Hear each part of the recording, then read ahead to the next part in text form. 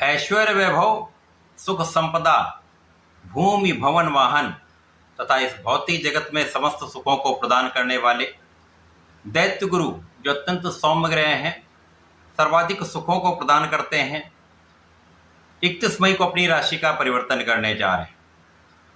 प्रिय दर्शकों, शुक्राचार्य का परिवर्तन 1 माह के लिए होता है, जब ये एक अनुकूल भाव में जाते हैं और वहाँ से ये अपनी दृष्टि का प्रभाव किसी अच्छे बलवान भाव पर डालते हैं, तो उसका विशेष प्रभाव समस्त राशि के जातकों को प्राप्त होता है। शुक्राचार्य राशि परिवर्तन करके मेष राशि में जाएंगे। मेष राशि मंगल की राशि है, जहाँ पर मंगल और शुक्र का समभाव होता है। यहाँ से इनकी सीधी दृष्टि का प्रभाव स्वयं की राशि पर होगा, जो अत्यंत महत्वपूर्ण होने वाला है। समस्त राशि के जातकों को कुछ विशेष प्रभाव देगा, कुछ बड़े लाभ प्राप्त हो सकते हैं। जय श्री गणेश, नमस्कार। मैं आचार्य संजय द्विवेदी। मेरे समस्त प्रबुद्ध दर्शकों का मेरे चैनल पर हार्दिक स्वागत है।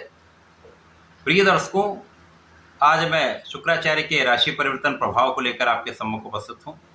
शुक्राचार्य का ये राशि परिवर्तन धनु राशि के जातकों को किस प्रकार का प्रभाव देने वाला है, किन किन भाव में वृद्धि होगी, इस समय का आप संपूर्ण उपयोग कैसे कर पाएंगे, इस समय का लाभ आप कितना प्राप्त कर पाएंगे, अथवा कहीं पर कोई अवरोध है, कोई समस्या है तो उसका क्या निराकरण है, संपूर्ण विश्लेषण मैं पूर्ण तरीके के साथ करने जा रहा हूँ।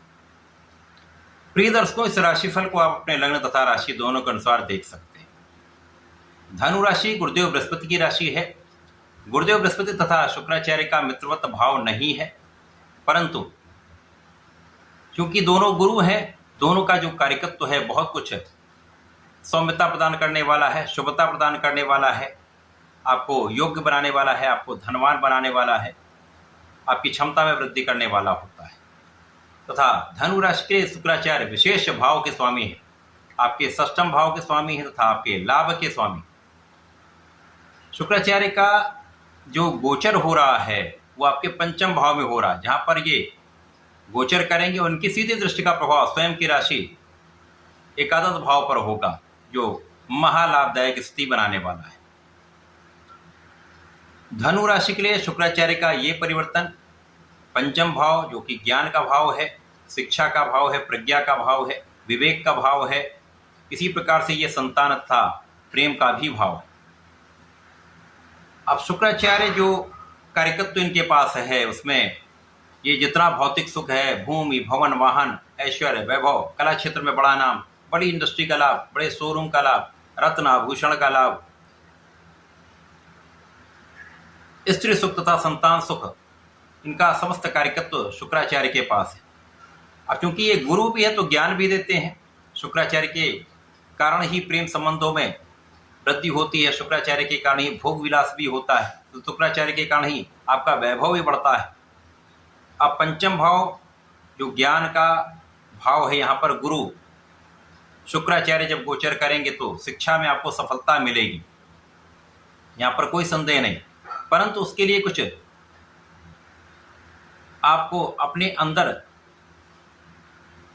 सुदृढ़ता लानी होगी, अपने अंदर अपने मन को बलवान करना होगा। विद्यार्थियों को मुख्य रूप से यहाँ पर अपने मन पर नियंत्रण रखना होगा, मन की चंचलता पर पूर्ण रूप से कंट्रोल करना होगा, जिससे आपका मन भ्रमित ना हो।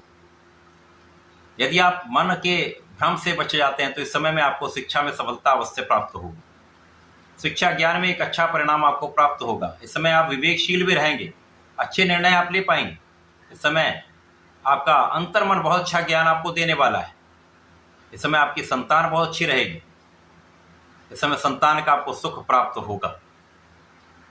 इस समय आपके ज्ञान से, शिक्षा से तथा संतान से, तीनों से आपको लाभ की प्राप्ति निश्चित है। इस समय में आपको जो जातक पढ़ाई कर रहे हैं, प्रतियोगिता परीक्षा की तैयारी कर रहे हैं, यदि उनको अच्छा परिणाम प्राप्त करना है तो प्रेम संबंधों से दूर रहना चाहिए।